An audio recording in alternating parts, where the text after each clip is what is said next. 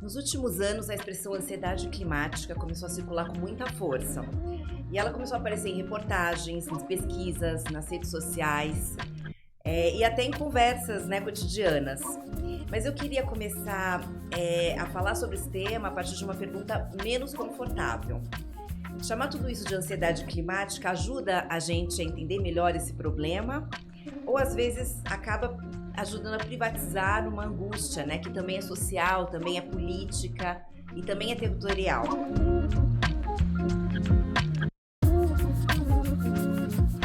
Porque a crise climática, ela não produz só eventos extremos, né? Ela também produz essa sensação de ameaça contínua, produz a sensação de incerteza e uma dificuldade de, né, de imaginar esse futuro. Então, hoje a conversa não é só sobre medo, mas o que esse medo revela, né, por trás. E sobre como a gente pode transformar esse sofrimento numa leitura crítica, né, em vínculo, inclusive em ação. Então hoje eu estou aqui com o Léo, né, o Leonardo Gambato. E o Léo, ele é psicólogo, é pesquisador, ele tem uma trajetória em saúde mental, apoio psicossocial em crises, riscos e desastres, e grande participação social também, incluindo comunicação de risco. Ou seja, alguém que vai ajudar a gente a entender, olhar para a crise climática, não só como um fenômeno, né, ambiental, mas também como uma experiência vivida. Então, obrigada, Léo, por estar aqui conosco. E antes de entrar diretamente nesse tema, Léo, eu queria começar por você, assim, em que momento a psicologia, os desastres, a crise climática passaram a fazer parte da sua trajetória? Primeiro, agradeço então o convite da Comuniclima, você, Jaqueline. É uma história legal, assim, que você pega esse ponto, acho que é até contar uma historinha mesmo. Eu antes da psicologia, eu era estudante de química, fazia química na USP de São Carlos, né? E já vinha ali com aquele desejo, assim, da área da humana, sempre foi, assim, digamos que o meu desejo desde menino, assim. Só que nessas questões filosóficas da vida, trabalho é para ganhar dinheiro, o que a gente gosta de fazer, a gente faz de graça. Na época estava em alta, etanol, biodiesel, etc. Fui para química, né? Mas em uma viagem assim pelo Nordeste do Brasil, assim, de moto, assim, é uma cena que eu tenho até hoje. Assim, a hora que eu entrei assim em Minas Gerais, passando para Bahia, né? Uma fila assim de uns 4 quilômetros de criança na estrada. As pessoas iam passando, jogava comida para ela, jogava uma moeda, e a galera ia correndo atrás daquela moeda que ia quicando na estrada, etc. Aí eu falei, poxa, não, pera aí, aquele lado meu humanitário despertou novamente, né? Então sempre tive esse desejo assim, né, de médico sem fronteira, aquela coisa toda assim, não, vou para África, vou para o mundo, etc. E resumindo, após assim a minha graduação em psicologia, né, tinha prestado uma residência em saúde coletiva, né, fiquei em terceiro lugar de 2 vagas. Na época achei que não foi justo, assim, vou buscar outras formas de ganhar experiência, né? E nisso eu fui para Venezuela, que na época já estava num contexto ali de uma crise social, uma escassez, né? Todo esse entorno, né? E segui viagem até o México, né? Por terra, cruzando muitas fronteiras, etc. E em um desses países, em 2016, eu estava no Equador, né? Na ocasião tinha tido, né, o terremoto, né? E eu tive a oportunidade, a partir de uma organização que eu estava viajando em alguns países, uma fraternidade, né? Um dos irmãos dessa fraternidade, ele era um psicólogo que coordenava, né, os psicólogos que atenderam as pessoas, as famílias afetadas no Equador. E me fez o convite, né, para estar me acercando, para ficar um tempo lá num abrigo, né? E a partir dessa experiência que eu tive ali no México, né, com as famílias danificadas pelo terremoto, me despertou esse interesse. Opa, emergências e desastres, né? Só que naquela época ainda, na minha cabeça ali, o primeiro cuidado psicológico, a resposta, né? O trabalho ali em saúde mental, apoio psicossocial, etc, né? E depois, voltando pro Brasil, né? Em um evento de um material, até para dar destaque aqui, de uma tradução de um psicólogo, Márcio Gagliato, né? Que ele faz a tradução de um material do IASC, que é a Interagências da ONU, para redução de riscos e desastres, que é um material de atenção em saúde mental e apoio psicossocial em emergências e desastres, né? E lá nesse trabalho, né? nesse livro, digamos assim, nessas orientações, ele traz ali vários, né, aspectos da questão logística até envolvida, né, em uma crise, em um desastre, né? Então isso já começou ali a dar essa ampliada no meu olhar, né, para pensar hoje como se consolida, né, na gestão integrada de riscos e desastres, né? Então pensar desastres para mim hoje em dia, né, não é só ali atuação em campo, né, não é só esse olhar ali, né, para o desastre, para a resposta, mas pensando então nesses condicionantes, né, nessa construção social do risco, né, e como gestionar, então, como gerir, como atuar, né, não só frente aos desastres, mas também como os riscos e desastres, né, que aí amplia muito a nossa forma de atuação, né, posso aprofundar até um pouquinho depois, mas esse foi um pouquinho do início da minha trajetória. Aí só para concluir, então, depois, aí a partir disso me aproximei do Conselho de Psicologia, estive como colaborador 10 anos ali em diferentes, sempre nessa temática, né, mas em diferentes espaços, né, coordenei a subcomissão de Santo André na temática, na última gestão do Conselho que terminou agora em 2025, estive como coordenador da comissão de riscos, né, emergências e desastres, né, estava como conselheiro, né, então ao longo ali dessa minha atuação, né, tanto como pesquisador agora junto ao projeto Multirisco, mas também junto à psicologia, já aí há mais de uma década aí acompanhando essa temática. Que interessante. Então, uma viagem, um mochilão pela América Latina levou você a mudar nessa trajetória.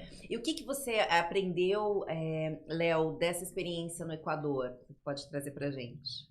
Essa experiência assim no Equador, ela foi muito interessante nesse primeiro olhar meu para algo que eu acho que a gente vai falar muito aqui, né? Que é essa questão da própria participação social, das dinâmicas co-construídas ali com essas pessoas afetadas, né? Foi muito interessante no Equador que houve uma situação que inicialmente essas famílias afetadas, né? Elas foram ali, né? Coercivamente removidas das casas que elas estavam e colocadas ali num albergue, num abrigo, né, frente ao risco ali do território, etc, né? Só que isso, digamos que a força involuntariamente ali nesse primeiro momento. E em um segundo momento, né, onde eu fiquei, no albergue que eu fiquei em Corrimis, foi uma outra dinâmica. Houve todo um trabalho primeiro de sensibilização com as comunidades, né, e um convite para irem para esse abrigo, né, e isso alterava a própria dinâmica naqueles espaços, um assim mais militarizado, mais hierárquico, e o outro as pessoas se apropriando ali mais até das atividades, da rotina, da organização, da produção ali, né, do espaço, né, então já me chamou a atenção um pouco dessa dinâmica de como que a governança frente ao risco, a forma como gerir, né, impacta, né, em como as pessoas também vão experimentar aquela situação, né, que podem então potencializar, né, muito apoio ali, ajuda, muitas vezes pode até trazer prejuízos ali para uma determinada população, né? Então esse olhar assim de como que, né, as pessoas podem ser afetadas de diferentes formas a partir até dessas dinâmicas que se dão ali nesse pós-desastre, foi um fato que já me chamou bastante atenção. Esse aspecto social também, né, do desastre. E eu estava pensando que hoje a ansiedade climática, ela aparece muito no debate público sob dois vieses, né? Ou de mimimi, assim, as pessoas estão exagerando, ou algo como um sofrimento individual, né, que a pessoa deveria administrar no privado. E eu tenho a impressão que esses dois enquadramentos, de alguma forma, perdem algo importante, assim. E aí eu queria saber, Léo, qual é hoje a narrativa, a história que a ansiedade climática, que essa temática domina no debate público hoje? Como você vê isso? Acho que o que você traz nessa questão até de nomear como narrativa, assim, é isso. O campo dos desastres, ele é um campo de disputa, é um território ali de disputa de linguagens, de discursos, né? Então a gente vai ter diferentes discursos sobre o que é risco, o que é mudança climática, existe, não existe. Então a gente tem um discurso ali institucional, a gente tem um discurso ali muitas vezes, né, voltado com um viés financeiro, a gente tem um discurso comunitário sobre o risco de resistência, de permanecimento, de se manter naquele território, a gente tem o discurso técnico, não, temos que avaliar a probabilidade, e vamos lá, e medidas estruturais, etc, né? Mas há um conflito, né, entre esses diferentes discursos, né? E isso influencia na forma como nós nos organizamos socialmente, produzimos, na forma como nós, né, vivemos nossa vida, né, digamos assim. Só que, então, esse termo, quando a gente traz ansiedade climática, ele é um termo, né, que é em certo ponto válido, porque ele vem aí para nomear algo, né, algo real que existe, mas ao mesmo tempo também que é um termo, um conceito, né, que já vem sendo desconstruído também. Uma que quando a gente traz então, né, esse termo de ansiedade climática, fica uma impressão que são elementos, né, voltados só a fenômenos relacionados ao clima, né, fenômenos adversos ali, né, mas não é assim, não envolve só, né, o clima, né, envolve pensar ali então a degradação do solo, envolve pensar até aspectos mais amplos, como própria disputa por terra e recursos, extinções de espécies, né, envolve ali, né, pensar, né, vários impactos nos ecossistemas e na nossa maneira de ocupar esses espaços, né? Então, hoje em dia tem se falado muito, por exemplo, de ecoansiedade, né, que já é uma maneira de tentar ampliar um pouco esse conceito, então, da ansiedade climática, né, de uma maneira mais generalizada, digamos assim. Porque existe, sim, seca, ondas de calor, né, enchente, deslizamento, etc. Mas existe também aí outros fatores tecnológicos antropocinos aí que igualmente, né, disputas, conflitos, guerras, né, riscos biológicos, outros, né, que também condicionam essa ansiedade, digamos assim, né, e ao mesmo tempo, um outro conceito que eu queria até trazer, desculpa estender um pouco nessa resposta, né, mas então, em contramão, digamos assim, da eco-ansiedade ou da ansiedade climática, que seria então esse prejuízo, né, futuro, como você trouxe até ali no começo, né, essa contextualização desse receio sobre uma perda de futuro, né, de uma desconfiança institucional, né, que vem muito relacionada então a essa sensação de abandono do que vai acontecer, como vai ser, que vai vou poder ter filho, não vou poder ter filho, o que vai ser do futuro, né? Então tem todo esses aspectos, né, de um vir a ser, mas a gente tem que pensar também, né, de que em muitos territórios e para muitas populações isso já é uma realidade, já houve ali uma degradação, já houve um comprometimento desse ambiente, né? Então outro termo, por isso que eu falei que eu queria trazer, que nem todos estão tão familiarizados, mas é até um termo mais antigo, que chama solastalgia, né? Que solastalgia seria justamente já essa angústia, essa tristeza, essa sensação de raiva, de não pertencimento, etc., né? Em função de uma situação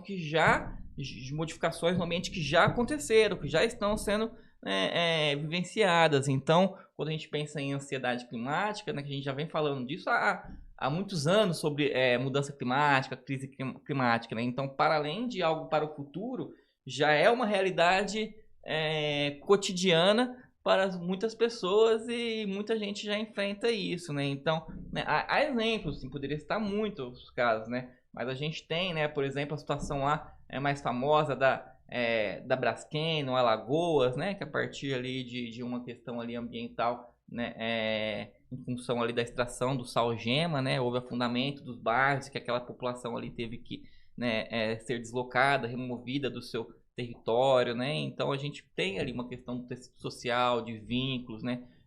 De que é ali prejudicado, né? Então pensar esse olhar assim, né? Conseguir pensar a reparação integral, né? Além da reparação material, pensar uma reparação extrapatrimonial ali que envolva essas comunidades afetadas, etc., né? Então muito ainda precisa ser, né, desenvolvido como políticas públicas, como, né, lei mesmo, para não ficar dependente ali muitas vezes, né, de gestões, etc., né? Mas esse olhar, né, retomando aquela ideia que eu trouxe lá na frente, né, esse olhar, né, de conseguir efetivamente trabalhar, né, não só no desastre, mas na prevenção, na mitigação, na resposta, na reconstrução, né, conseguir, né, essa estrutura, né, que vai condicionar aí a forma como a temática é governada, é gerida, né, e com um impacto aí para milhões de pessoas, porque o Brasil a gente muitas vezes tem, né, aquela ilusão, né, de que nada acontece aqui, estamos seguros, né, mas para além ali da seca, né, que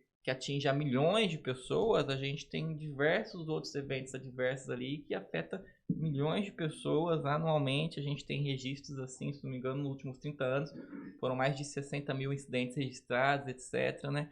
Então, acho que a ideia é isso, assim, que pensar em ansiedade climática é o futuro, mas também é o agora já está aí. Já está acontecendo. Já está acontecendo. E até você me fez lembrar, chama solastalgia a palavra? Eu não conhecia, Léo, mas eu fiquei pensando se, de alguma forma, essa angústia, que também é produzida socialmente, não corre o risco de virar uma preocupação individual, sabe? De a gente pensar mais na sua angústia pessoal do que num comportamento que é coletivo, né? Uma sensação mais global, mais ampla. O que você acha? Há esse risco muito porque a nossa própria forma da medicina, da psicologia, né? Ela tem esse na sua origem ali, esse viés patologizante, né? De tratar o indivíduo e tratar sintomas, né? Então, justamente, quando a gente para pensar nessa perspectiva da construção social do risco, né? Para além de tratar sintomas desse indivíduo ali, a gente tem que entender, né, como esse risco é criado, né, e perpetuado a partir de desigualdades, a partir de barreiras a acesso à informação, à comunicação. Há uma questão ali social que se desenvolve em função ali da temática de risco, né? Então, acho que o olhar da psicologia, a contribuição, é justamente de conseguir também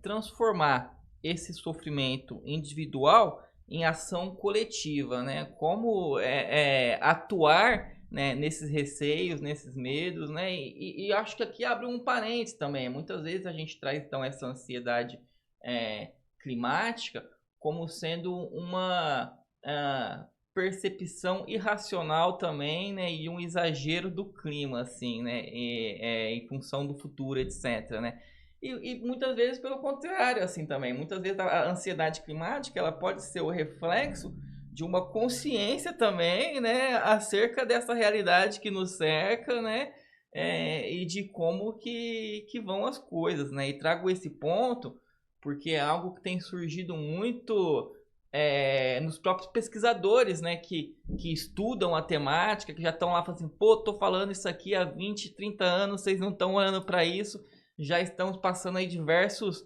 pontos de não retorno, né, e vocês nada, porque como eu trouxe, né, a questão do risco, ela é um território, um espaço de disputas, né, então ao mesmo tempo que a gente vai ter aí uma comunidade técnica científica alertando, olha o El Ninho, dessa vez vai vir pior que todas, vai ser o mais terrível de todos, né, assim, até com uma forma muitas vezes, né, de reforçar e chamar a atenção, de sensibilizar para um tema que na contramão a gente vai ter lá o Trump na Assembleia da ONU falando assim, não, energia verde que nada, isso aí não existe, vamos usar o petróleo, vamos explorar, etc, né? Então os discursos também tendem, né, a se extremar, digamos assim, né, nessa disputa, né, pelo reconhecimento ali sobre o tema ali que é de uma urgência, né? Então pensar, né, para além do individual é justamente trazer para a sociedade a importância de se discutir no coletivo, né, formas então, né, de não só mitigar, né, reduzir esses riscos, de prevenir, mas também se adaptar, né, acho que é um termo que a gente tem trabalhado muito essa questão da adaptação climática, os planos de adaptação, né, os planos comunitários de adaptação climática, etc, né, em conviver com algo que está aí para parte de uma nova realidade. Sim, total. Léo, e aí eu tava, talvez uma pergunta mais importante não seja só quem está ansioso com o clima, porque eu acho que todos nós estamos, né? Mas o que exatamente está por trás, né? O que está sendo vivido como ameaça? E aí, o que você chamaria de ameaça dessa ansiedade climática? O que isso está nomeando de fato, na sua opinião? É o medo do evento extremo? É o medo do colapso? É a frustração com a falha institucional? É a sensação de impotência, né? Porque eu ouço as pessoas dizendo, se o mundo vai acabar, então eu vou continuar fazendo tudo como eu sempre fiz. Essa perda de confiança no futuro, Léo, o que você acha que mais resume esse medo, né, essa ansiedade com o clima e com o colapso climático? Acho que você, assim, já apontou o caminho, né? Já respondeu na pergunta. A ansiedade climática, o medo climático, ele não é só um medo relacionado ao clima, né? Ele é um reflexo dessa sensação de várias camadas de abandono institucional, nessa erosão da confiança institucional, essa dificuldade no acesso a uma informação qualificada muitas vezes, né? Uma dificuldade ali, né? De sentir a segurança. Essas pessoas, elas estão sentidas desprotegidas em muitos casos, porque muitas vezes a gente traz, né, esse olhar para a ansiedade climática como se fosse algo só distante, o derretimento da geleira, etc, tal, né? Mas falar sobre riscos para muitas famílias é temor de desocupação, de perder as coisas, de que uma chuva, vai chover, será que aqui vai alagar? Será que eu vou perder minhas coisas? Será que eu tenho que sair? Né? O que vai acontecer ali, né? No sentido de que muitas vezes, né, o dano e o prejuízo, ele não começa ali só a partir do desastre, né? Ele já antecede ali, né, essas pessoas, essas comunidades, esses territórios, né, a partir de experiências e de sentimentos de vidas negligenciadas que acompanham ali, né,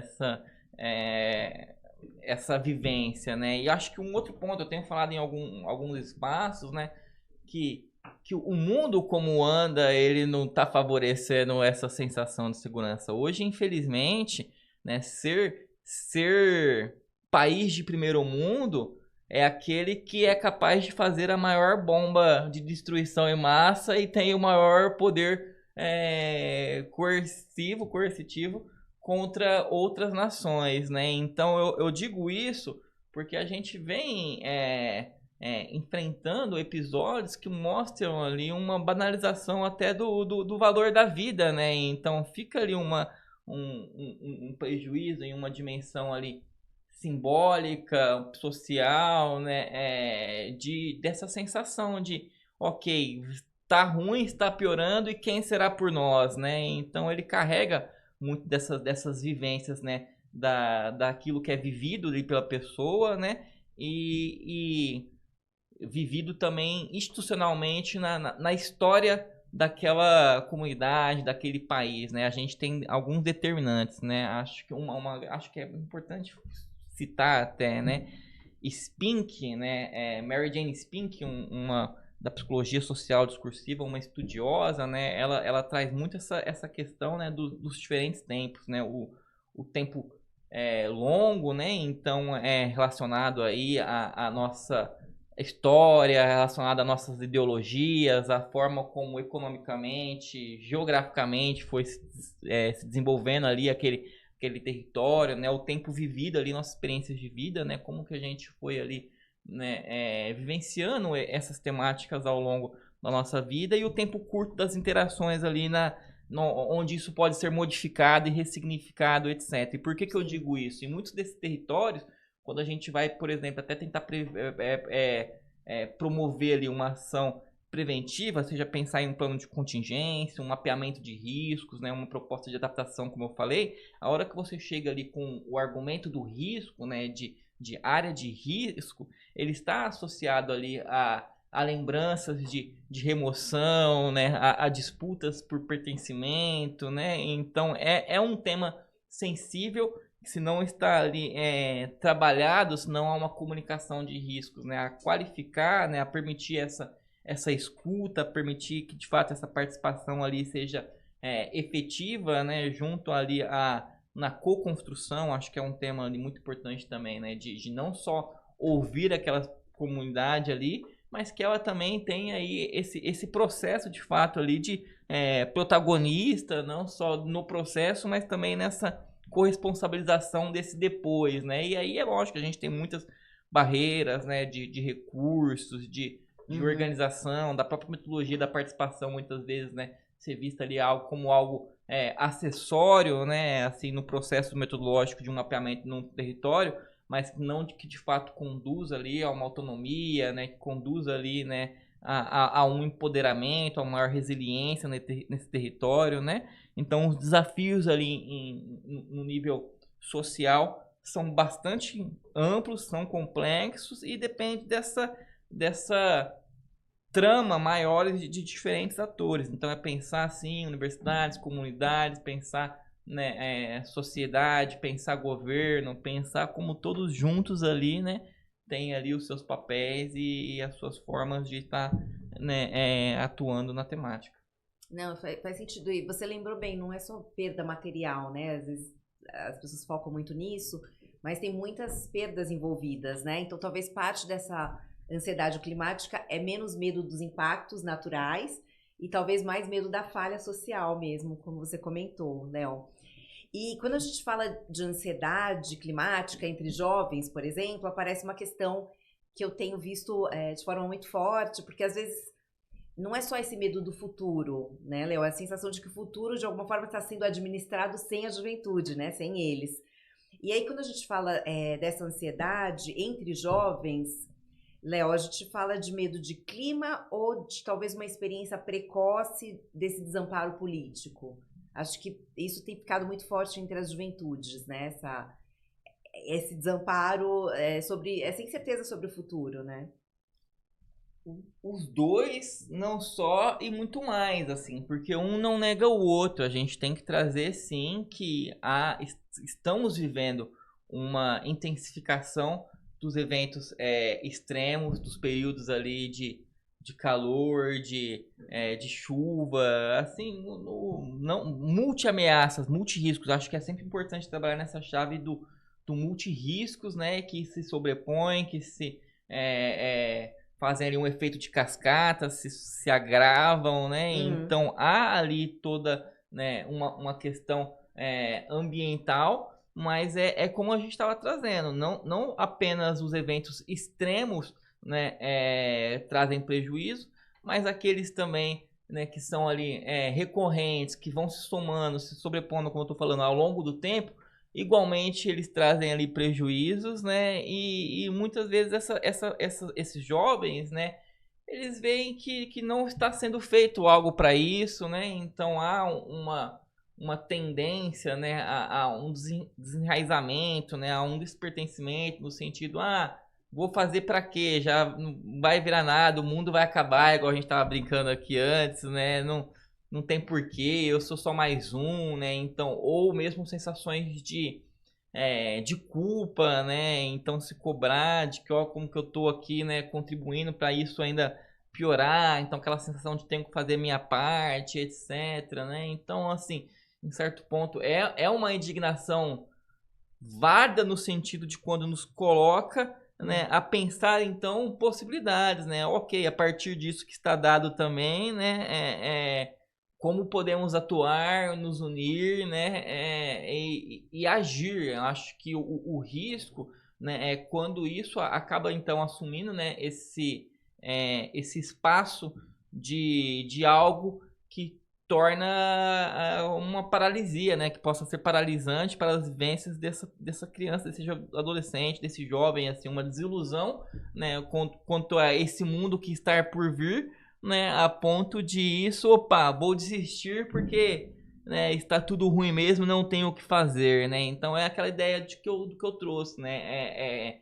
Dentro da psicologia, então, como ciência e profissão, né? Porque a gente tem que ver a psicologia para além da área clínica para tratar, né, sintomas, né? Trazendo isso também, né, para para a academia, trazendo isso também para a própria psicologia comunitária, para a própria psicologia social, né, de como então fazer esse trabalho, essas mediações junto ali com a comunidade, muitas vezes mediações entre a própria equipe técnica e comunidade, né, porque é algo que está muito em alta, assim, tem se discutido muito, né, a prioridade que tem sido dada, né, no olhar da participação para a participação social, mas ao mesmo tempo que eu trouxe, assim, essa participação social, ela não é homogênea, assim, não é porque está lá na metodologia, né, que ela vai se dar de uma maneira igualitária, que as pessoas acessam, podem participar livremente, existem barreiras ali de linguagem, barreiras de recursos, ali, barreiras de acesso, etc.,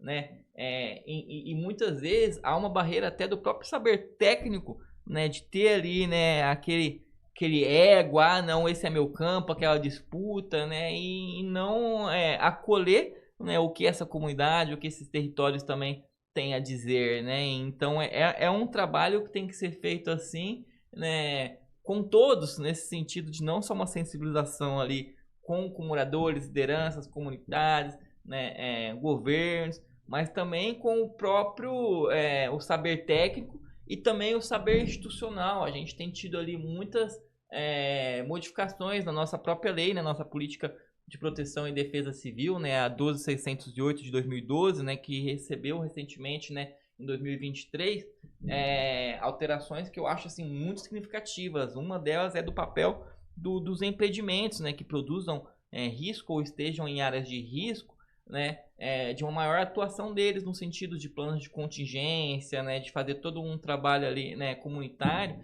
né, e naquela ideia do que a gente estava falando, até de reparo integral, né, para essas famílias, né, ali que possam ser afetadas, né, então pensar ali, né, ok, em casos de que haja remoção, né, não só a garantia, como você falou, material, mas todo esse acesso ali também, né, de um acompanhamento ali, né, nas questões de saúde, psicológica, questões ali, né, sociais que envolvem aquele território, né, então esse olhar, esse fortalecimento, né, dessas políticas, ela vem criando ali, né, arcabouços, vem criando ali caminhos, né, legislativos, jurídicos, assim, para a gente seguir avançando nessas questões de estratégias de redução de riscos e desastres, assim.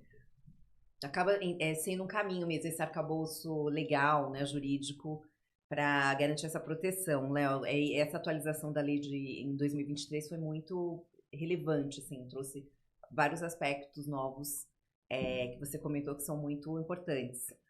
E falando de psicologia, Léo, e desastres, né, mudanças climáticas, tem uma armadilha importante nesse tema, que é falar de sofrimento climático como se todo mundo estivesse vivendo a mesma coisa.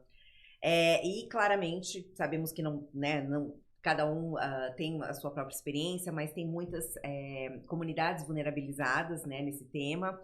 E o clima também não chega igual para todo mundo, né, assim como o risco. Você acha que quando a gente observa esse sofrimento a partir do território, da classe, do gênero, da raça, essa exposição desigual ao risco, como você avalia o que está sendo feito, né, talvez pela sua experiência em campo no Brasil, sobre esses aspectos de diferenciação mesmo, né, porque o clima e o risco não são vivenciados da mesma forma por todo mundo. Uhum. Você acha que isso entrou na pauta, que as pessoas têm consciência dessas diferenciações? O que tem sido feito? A gente no Brasil vive um momento muito relevante, muito interessante de construção de políticas públicas nesse sentido, né?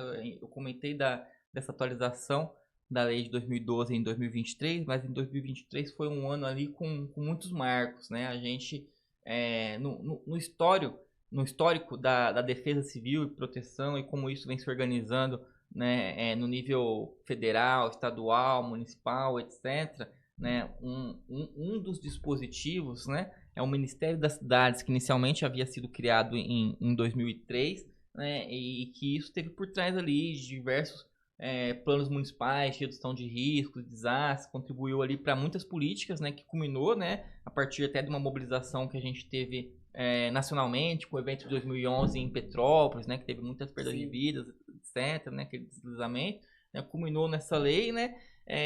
Porém, em 2019, o Ministério das Cidades, ele tinha sido extinto, tinha sido dissolvido, né?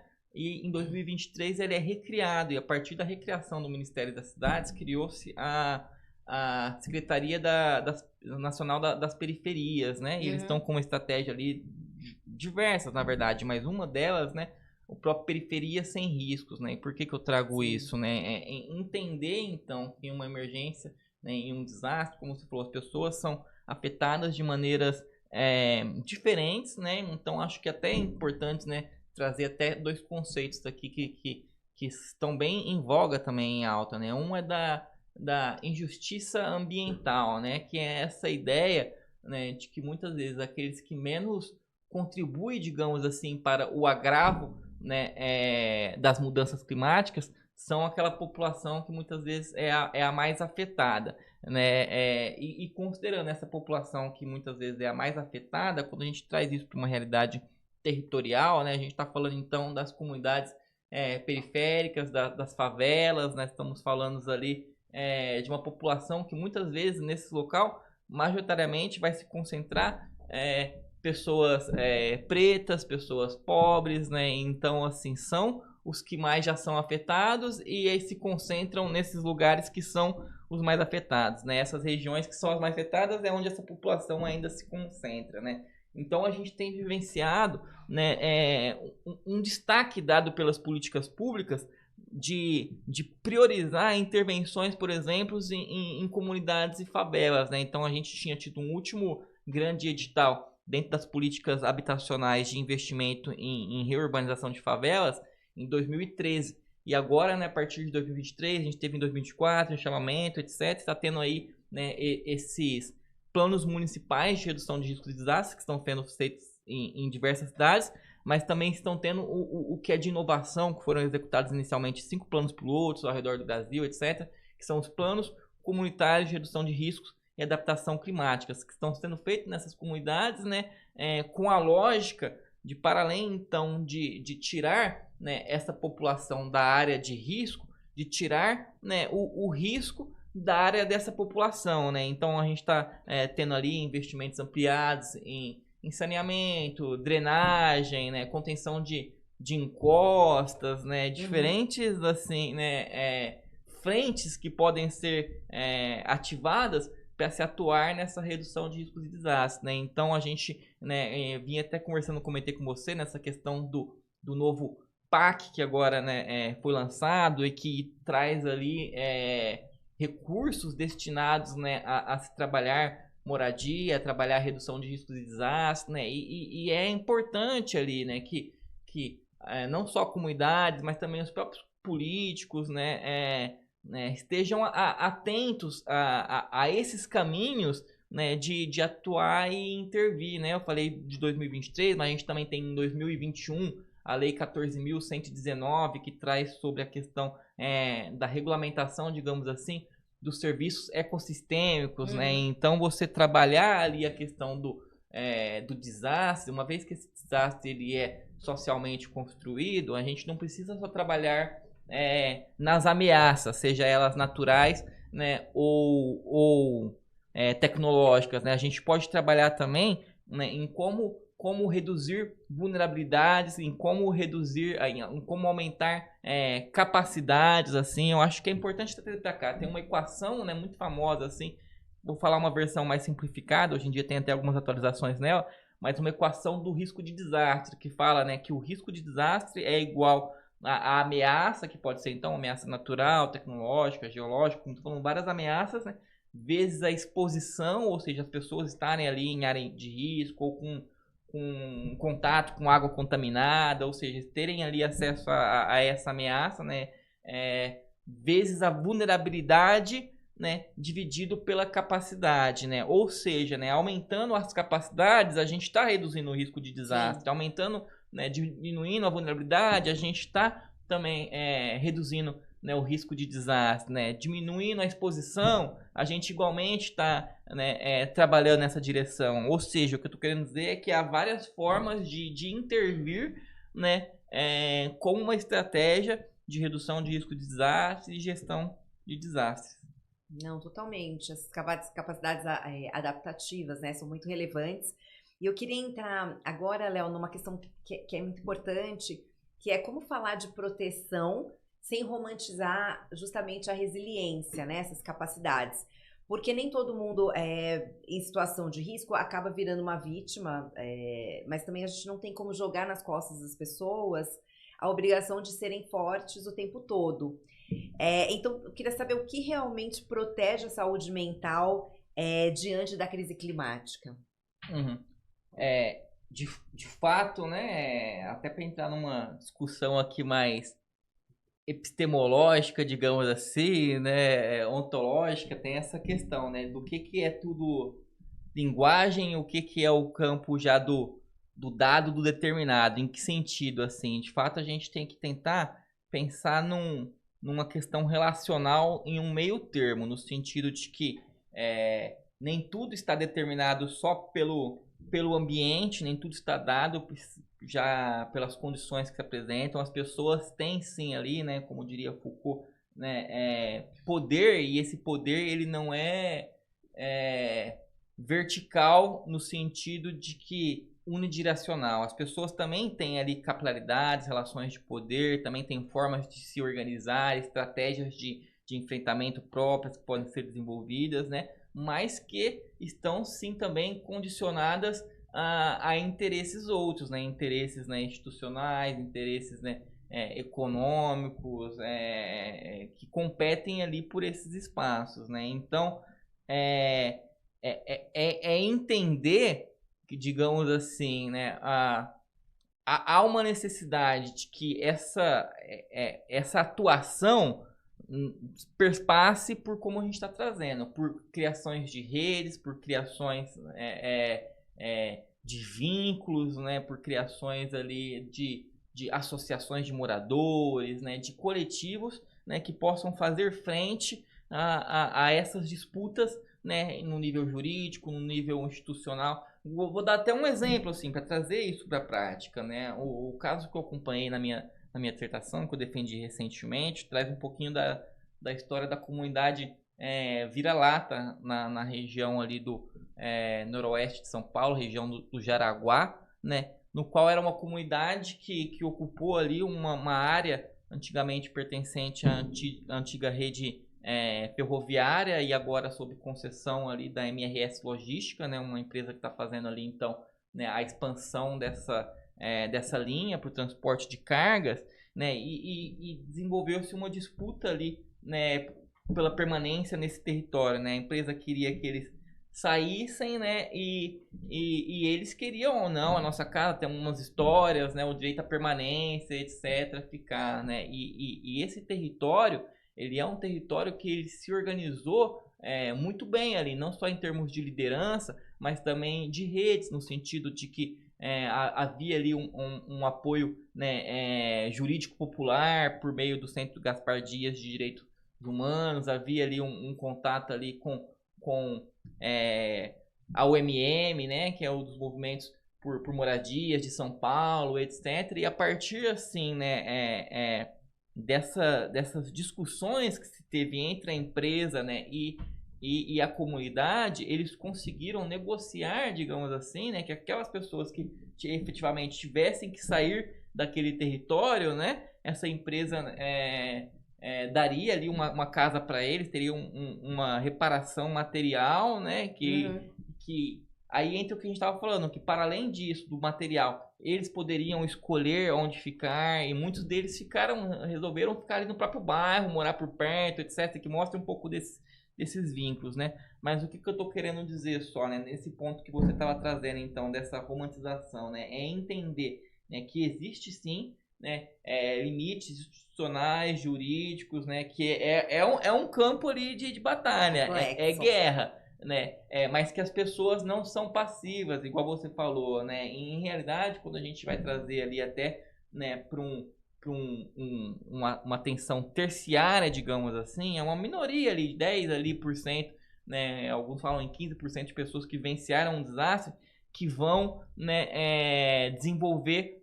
a necessidade de um atendimento mais especializado. Mas é aquilo lá, para não chegar também numa necessidade de um atendimento especializado, um agravamento, né? Todo ali os primeiros cuidados, né? No nível primário, como que isso é gerido, como que é tido ali o acesso, né? A esses fatores de proteção social e de saúde, etc. Toda essa gestão do desastre, ela vai impactar, né? E dimensionar como isso vai se configurar ali no território. Faz sentido o que eu estou assim tentando trazer? Não faz, e é bom que você trouxe um exemplo, né, prático de como essa sensação de coletividade, né, as pessoas se unirem, também traz esse alívio, né, de saber que não estão sozinhas e que tem como colocar essas iniciativas em ação. Acho que é importante.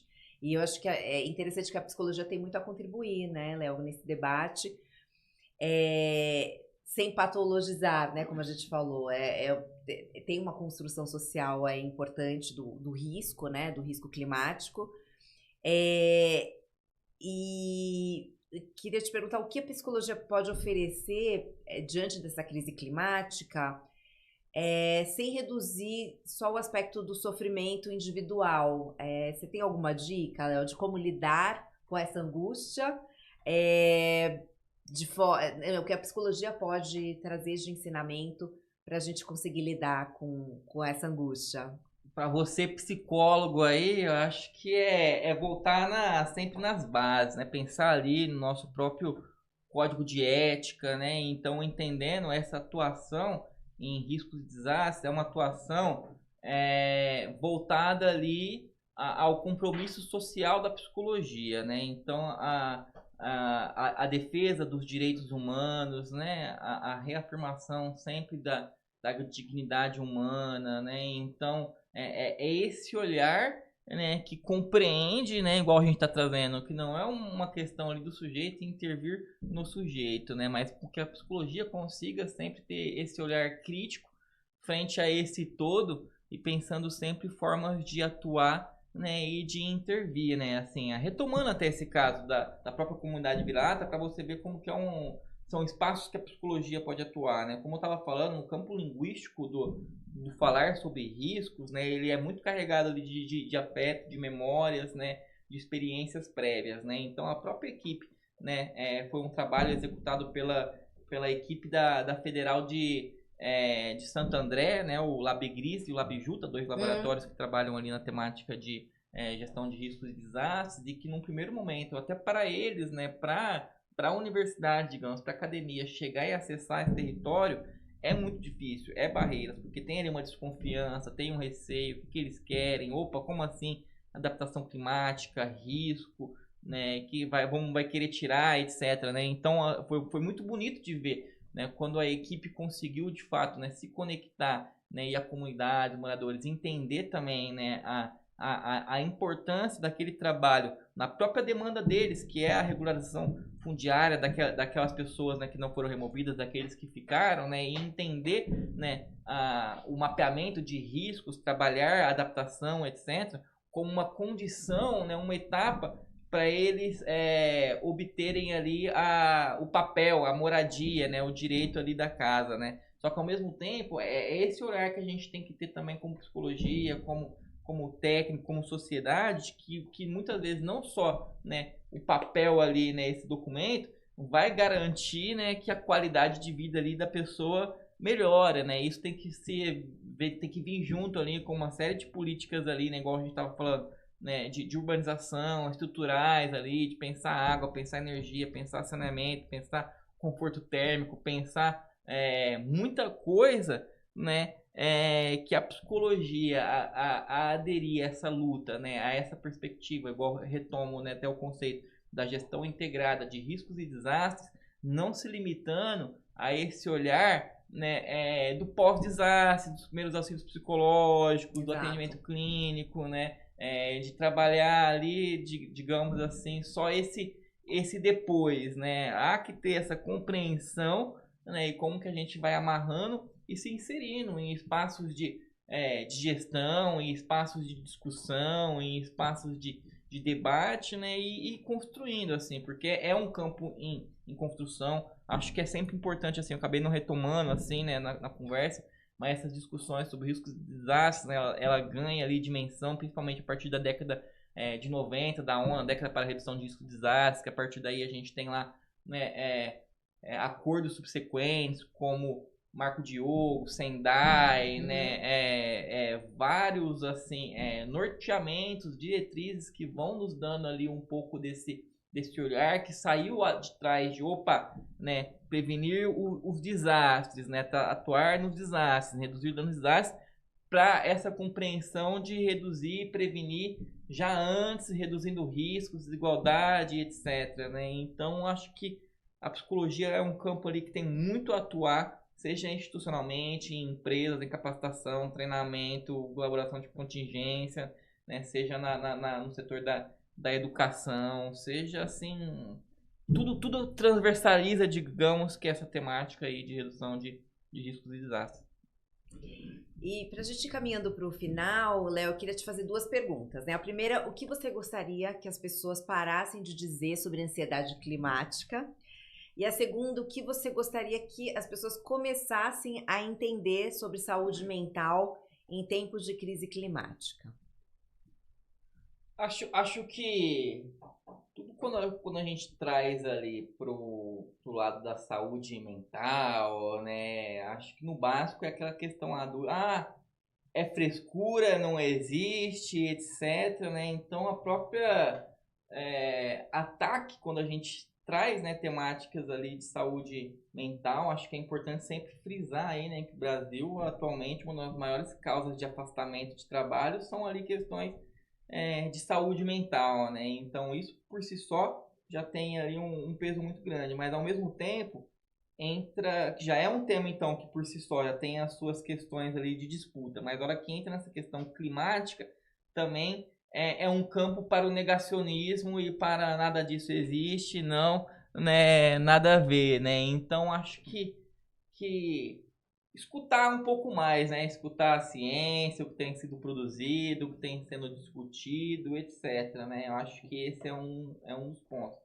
E, para concluir, assim, em relação ao que precisa ser na temática, eu acho que é essa discussão que a gente comentou aqui por cima, que é muito recente até, a própria ONU agora, mais recente, acho que chegou a compartilhar a notícia comigo, que fala, né, da inserção do eixo de reparação, né, entre um dos novos eixos ali de ênfase e atuação da gestão de desastres, né? Então acho que esse é um dos pontos, né? Conseguir pensar, trazer, né, essa discussão de uma reparação integral, né? E um outro ponto que eu sempre gosto de trazer assim é a questão da própria regularização fundiária, né, da moradia, né, que para além de ser um direito constitucional nosso, é aquilo, né, é a gente atuando ali na base, no mínimo, porque a gente tendo essa segurança de um lar, de ter comida, de ter trabalho, de ter acesso à cultura, de ter acesso aí à dignidade, tudo isso é pensar saúde, né? Tudo isso é pensar saúde mental, né? Então a gente conseguir sempre olhar de uma maneira mais ampla e novamente reforço, integrada, né, para o que é a dimensão aí dos riscos de desastre. Tá certo, Léo, muito obrigada. Assim, talvez a maturidade desse debate não seja escolher entre sofrimento psíquico e política, mas justamente não separar, né, as duas coisas, porque a crise climática ela não acontece só nos gráficos, só nos relatórios, né, ou nos alertas meteorológicos. Ela acontece sim no corpo, na casa, no território, na escola e na forma também como as pessoas dormem, planejam, vivem, se cuidam e imaginam esse futuro. E por isso falar de ansiedade climática não pode ser apenas falar de sintomas individuais, mas também falar de confiança pública, de proteção social, de comunicação, de participação, né? E desse cuidado coletivo que a gente comentou por aqui. Então, eu sou a Jaqueline Nisch, esse foi o Cria Clima, o podcast da Comuniclima, e eu espero você no próximo episódio. Obrigada. Obrigada, Léo. Eu que agradeço.